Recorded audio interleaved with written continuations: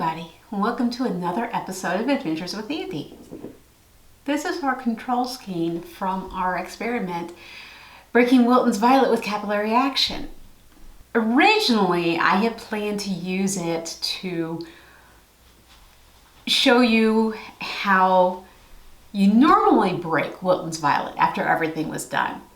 Unfortunately, I ran out of Wilton's violet, and I didn't think ahead enough to save some of the dye mixture just for it. And then I thought, okay, well, I'll use it as a yarn mop. I ended up not needing a yarn mop. There was no bleeding from any of the skeins, which really surprised me. I mean, the water vent's clear from the get-go. So I didn't need a yarn mop. So this has just been sitting here in this jar of water for a couple of weeks now while I've been trying to figure out what to do. And I'm at a loss. I could dye some other color with it. I really kind of wanted to keep it into theme since it was part of the experiment. Oh, I have an idea.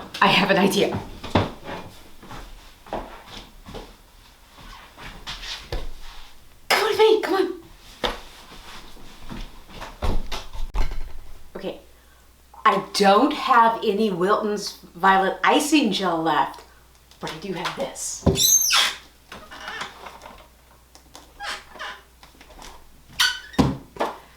There's an octopus in my kitchen cabinets. What are you doing in there?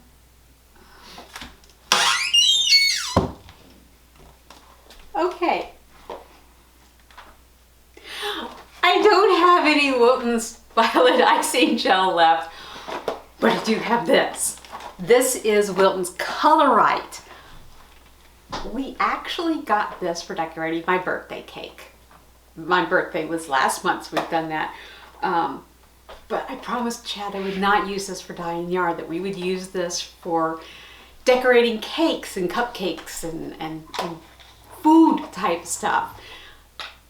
That's what I told him that we would do. But yeah, I could mix up some violet with this. Just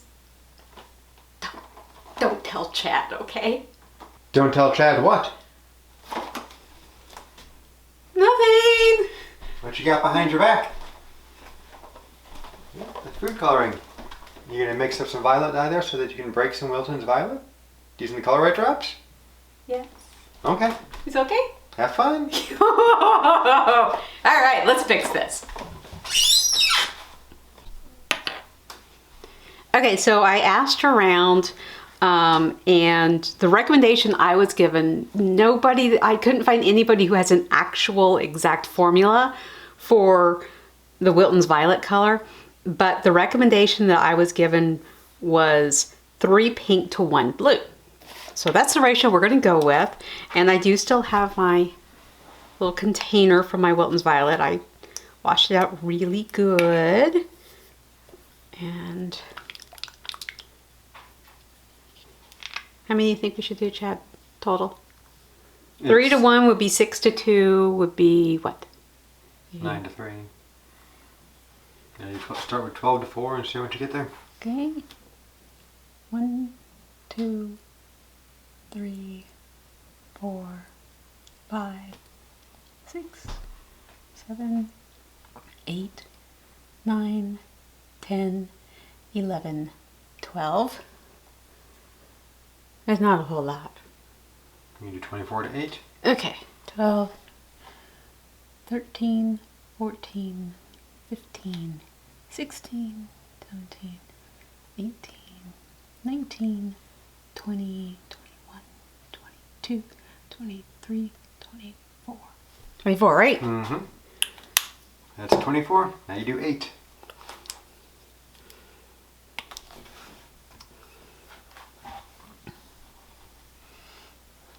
You are not allowed to put the drops in.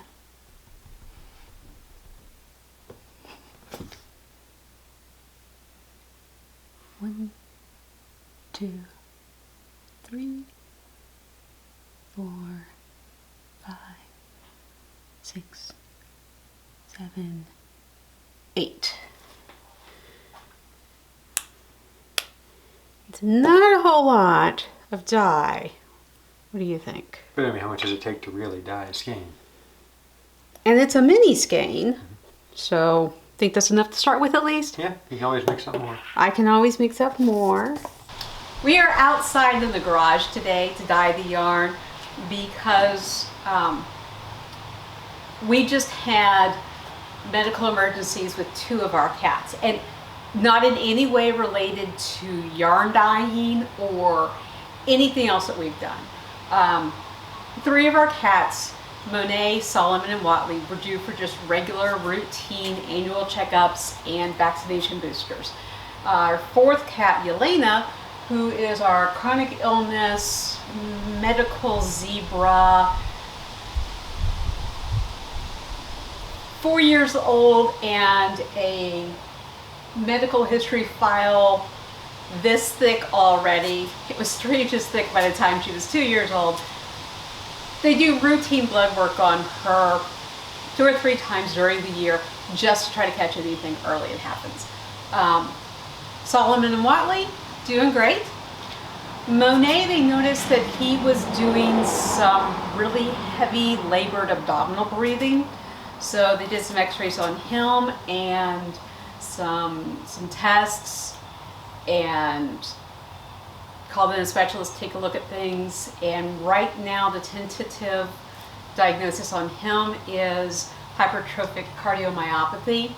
But we are waiting to hear from a specialist, an internist, to get him in to do some further testing to confirm if that's what it is or if it was something else. He's on heart medication now. He's stabilized. He's doing fine. He's back to being his normal weird self. Getting into things, pestering his sisters, jumping up on counters. He's the only one of our cats that does that. Just basically back to being Monet. Yelena's blood work looked really good, except that her white blood cells were elevated. Her white blood cells were elevated. She is on prednisolone for IBS and also because she has allergies, and it helps with that as well. Among other things, she has, what is it, Chad? IBS. No, with the... Oh, the lymphocytic plasmacytic gingivitis stomatitis. Which in layman's terms means that she's allergic to the plaque on her teeth. And we have removed most of her teeth because that is the course of treatment for that. But she's still on prednisolone to deal with that. Because her white cell count was elevated, they had us change her dose of her prednisolone to every other day instead of every day, which we did. And a couple of days after that, we noticed that she was having some really, really hard abdominal breathing. I mean, it was like, so we called our vet, took her in that same day to have our vet take a look at her. Our vet looked at her, examined her, tried to get x-rays, but she was just breathing too hard for them to get any good x-rays. Oxygen seemed to calm things down a bit, so she had us take her, well, Chad was doing the driving. We try to have only one person go out and do things in public to minimize any potential spread of corona.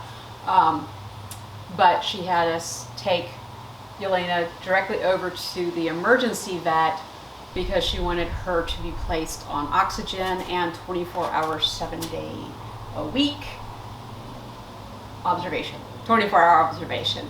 Long story short, Yelena ended up spending 2 days in the hospital in an oxygen cage on supplemental oxygen.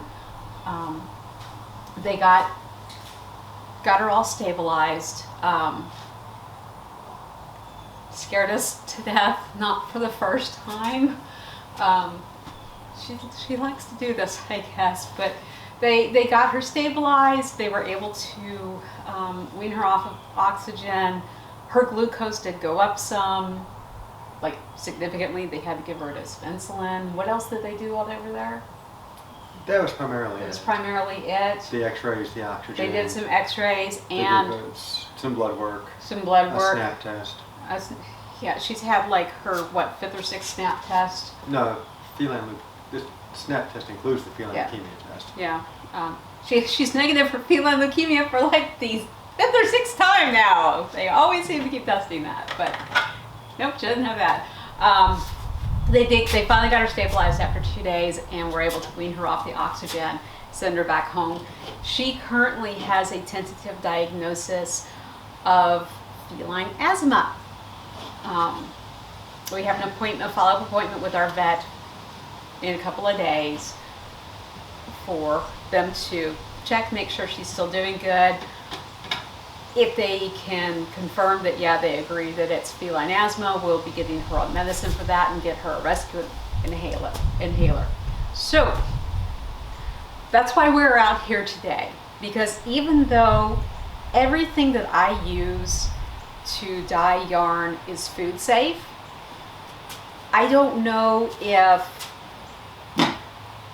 steam with vinegar in it would potentially trigger an asthma attack in Yelena, or potentially cause any more breathing problems in Monet. And I would never forgive myself if something happened to either of them or any of our cats because of something that I was doing like this. So we figured better safe than sorry. We're just going to move out here into the garage for dyeing yarn, at least for the time being, until either I get an okay from the vet that this is not going to be a problem for them, or we get a rescue inhaler, or I may just keep dyeing yarn out here all the time. I don't know. But that's why we're out here today. It's a little bit different setup, but it'll work. So we're going to go ahead and we're going to break some Wilton's Violet on some yarn now. Okay, so I'm going to do a 1/4 teaspoon of this mixture. If you have a 1/4 teaspoon? If I have a 1/4 teaspoon. Oh, you got a 1/4 teaspoon. This is so different from working with the icing gel, because it's liquid.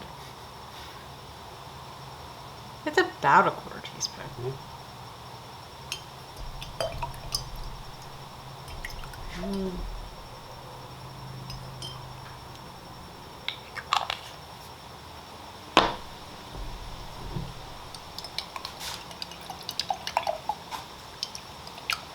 Bet you it mixes up a lot easier too. Then the gel? Yeah. One would hope. Hopefully you don't get the clumps. If you get the clumps, then something happens. And I've done something horribly, horribly wrong. Yep.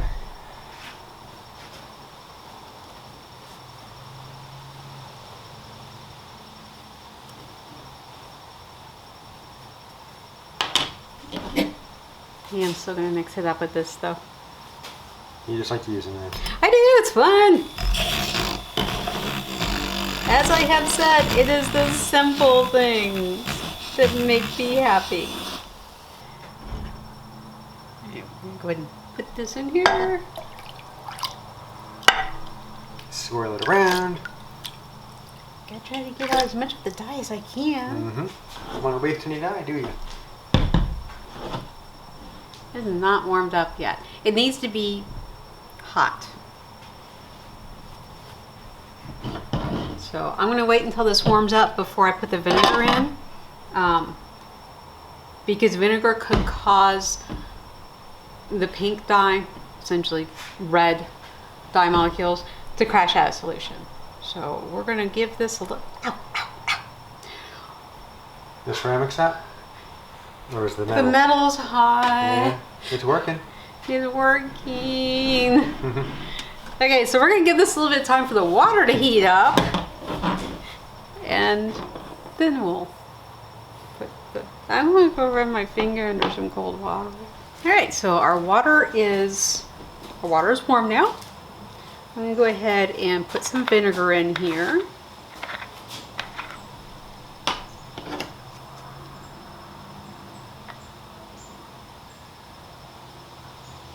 How much you adding? I'm going to start with just... It's not a lot of yarn, but it's a lot of water, so I'm going to put 2 tablespoons in.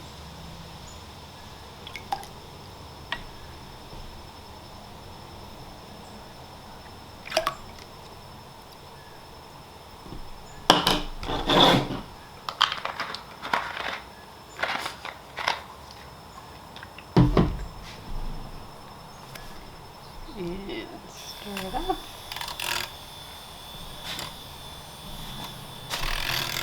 Just to make sure that vinegar is all thoroughly mixed and that the dye bath is thoroughly mixed. Any of that red's crashing out, to keep it from doing that and get it to go back into solution. I don't know if that's actually a possibility or a thing, but I'm gonna try. All right, and now we just dip dye this. And what we want to do is we just dip it in a little bit, let it sit for a bit, and we pull it out. We dip it in some more. Should we come back in an hour? I hope not.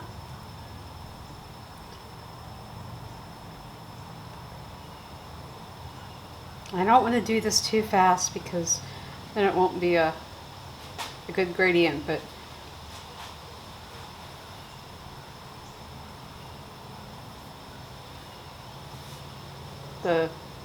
as you go down, you see right there how the bottom part is a darker color than the top part. The top part is where I just put it in the first time. The bottom part is where I put it in before. So each time as you do that, if you go a little bit lower, you end up with a gradient. And since you can break Wilton's violet, you end up with a purple to blue gradient.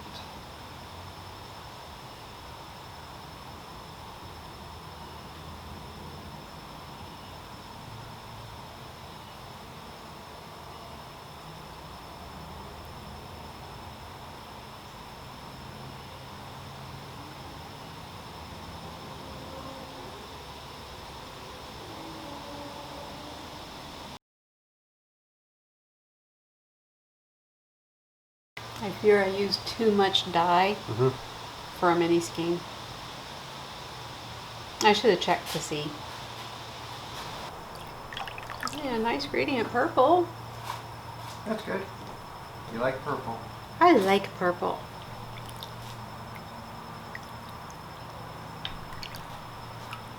This isn't breaking the way I expected.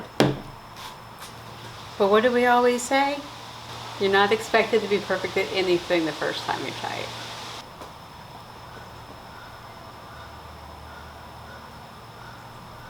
Correct? Mm-hmm. We're now at a very light purple.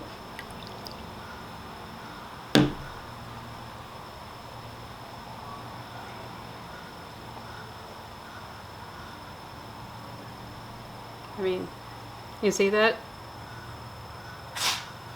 It's like there's no color. Yeah. It's really light. For that section you just dipped in? Yeah. Yep. So I have a feeling I'm going to have a purple gradient and not broken violet. I'm going to go ahead and put this in here and let it just sit in here.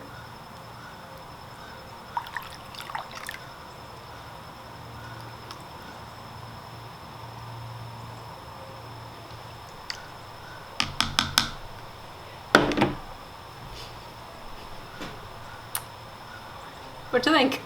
Hey. I apparently failed to break Wilton's violet when mixed from Wilton's colorite. I shall not be daunted. I shall try again. We did add another tablespoon of vinegar, which takes us up to a total of 4, I believe. And I checked with my pH meter, and the dye bath is now at around maybe a little more, maybe a little over 3.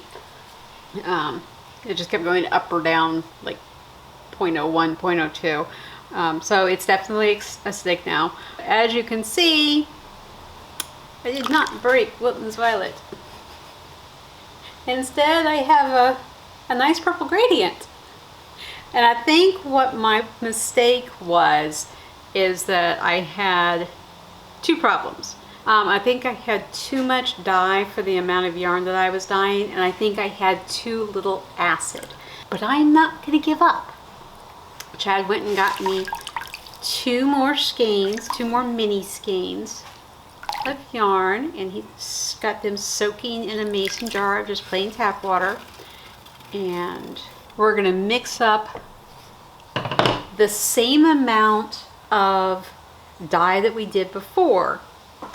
We know that we've got the right acidity now, and Chad and I are going to dip dye our own skein each of us dip dye one skein at the same time to see if we can break Wilton's violet. There's your dye. Okay. And I'm going to mix this up straight directly in the pot, in the crock pot, because the yarn's in the mason jar we were using. Is that about the same amount? Looks like it. Okay. So hopefully with the higher acid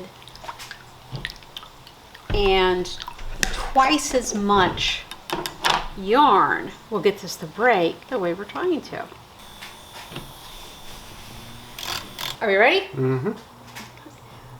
Okay, and you saw how I did before. Just dip down and up, Yep. just a little at a time, okay?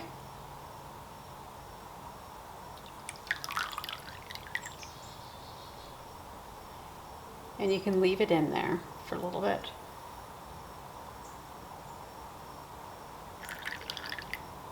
And you can just do yours however you want to. You do not have to exactly mimic me. Because as we saw from the last skein, I'm hardly an expert.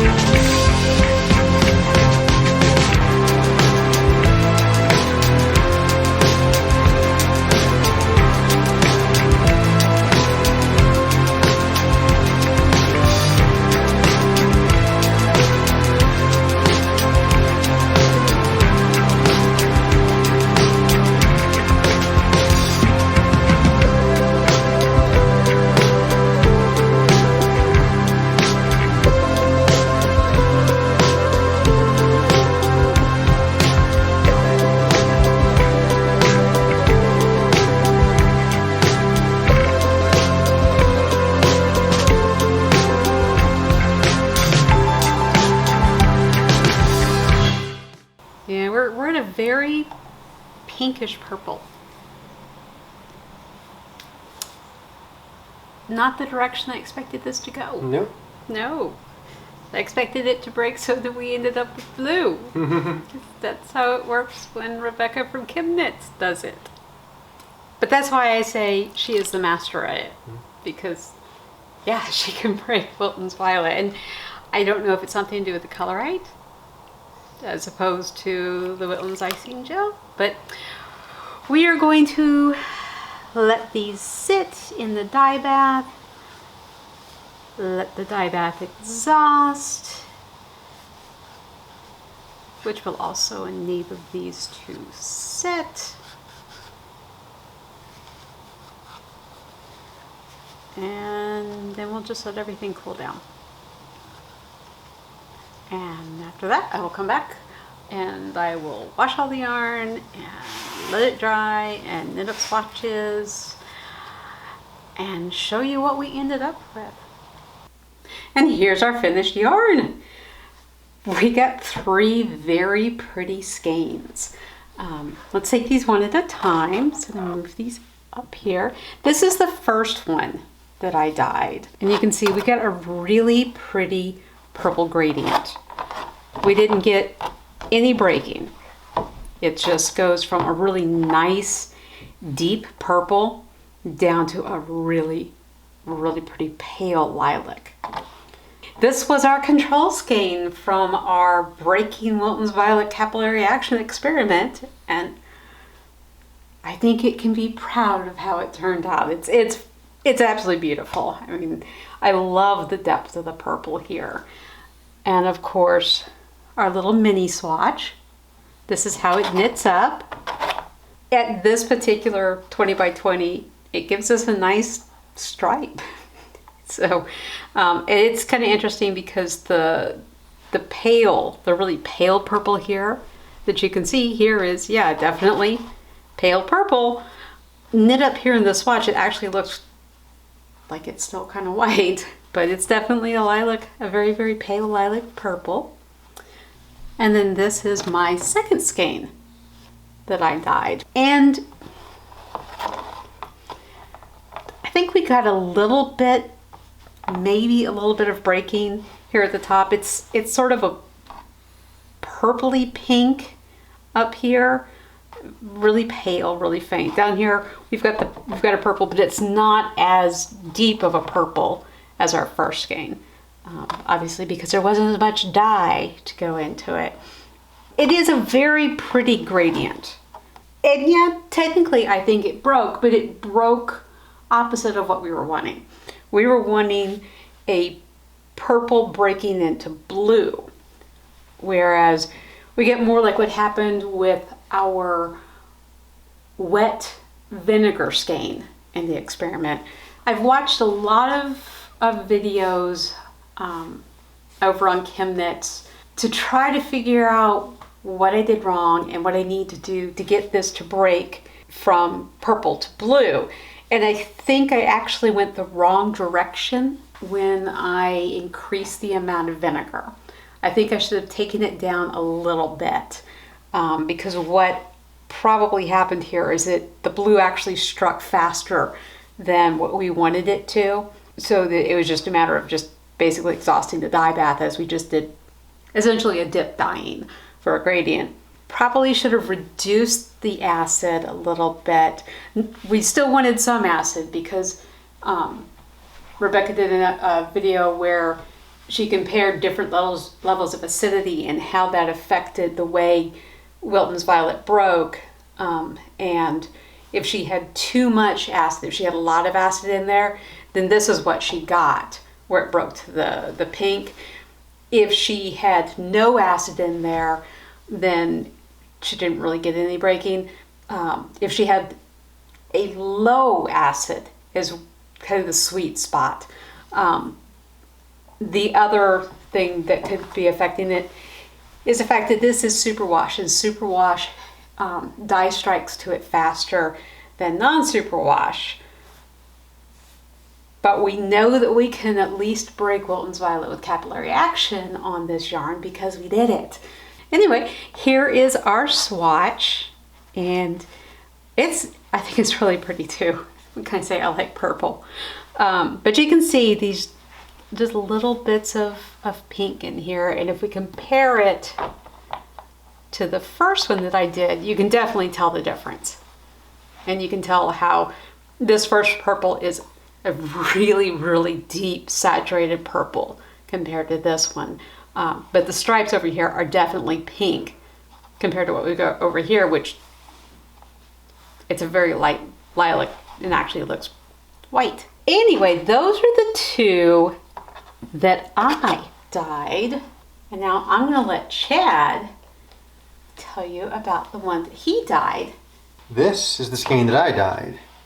And let me take it apart.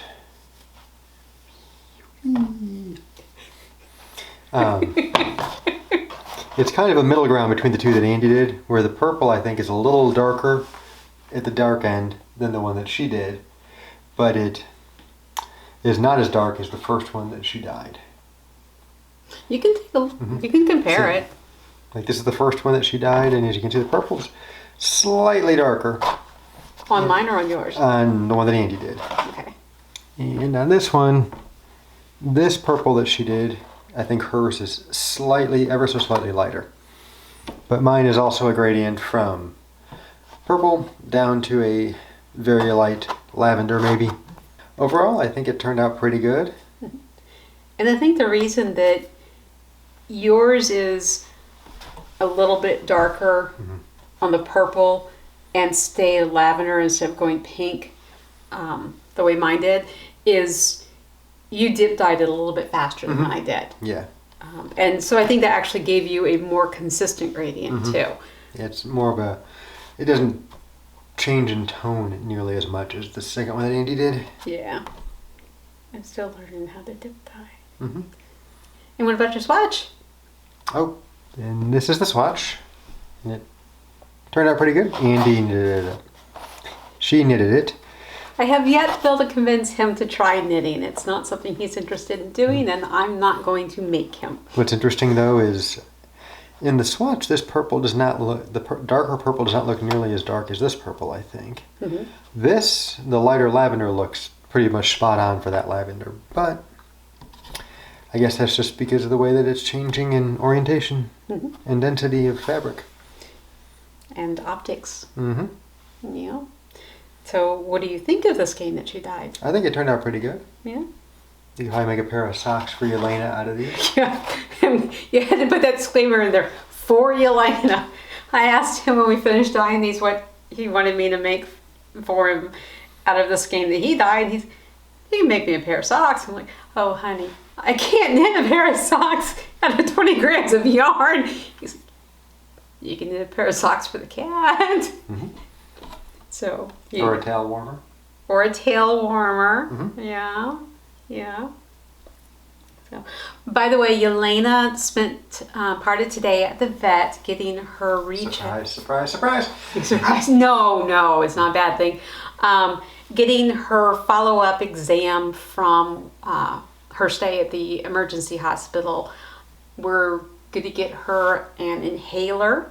We've got a prescription for some asthma medicine we can get here in town for her, but the one that they really want her on has to be shipped from New Zealand. Overall, she's doing well.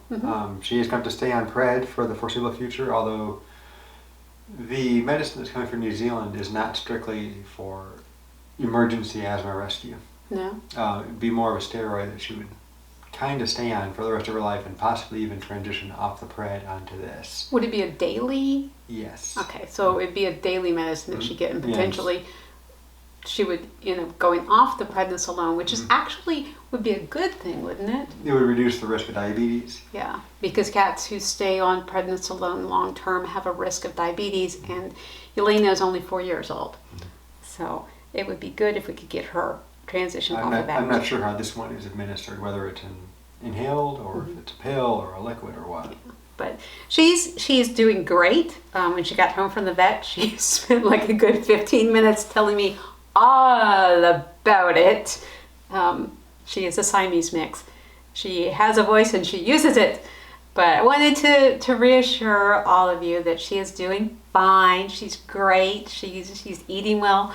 She hasn't had any more breathing problems since we got her home, but they are at this point operating from the diagnosis that she has feline asthma, and Monet is also doing great. We finally heard back from the specialist that they wanted us to take him to get his heart checked out, and they cannot see us until December 3rd.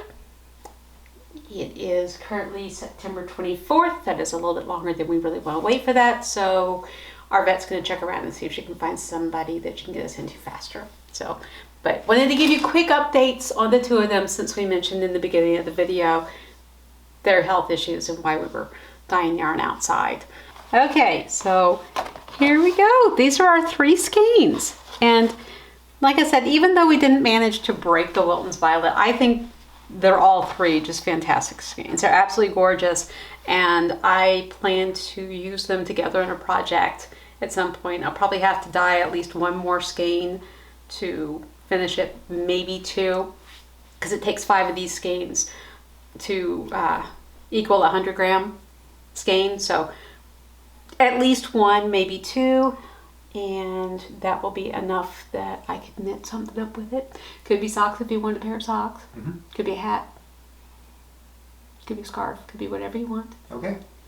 It's probably not going to be socks for Yelena. No. She wouldn't wear them. Well, she might actually. Yelena has a whole wardrobe of clothes. I hope you had a great time watching us make something beautiful out of our control skein from our capillary breaking violet experiment, and then dyeing 2 more skeins in another attempt to break Wilton's violet. I have not given up. I'm going to keep watching videos and making notes, and we will come back and we will revisit attempting to break Wilton's violet again. But for now, I hope you have a wonderful day, and I will see you on our next adventure. Bye. Say bye, Chad. Bye, everybody.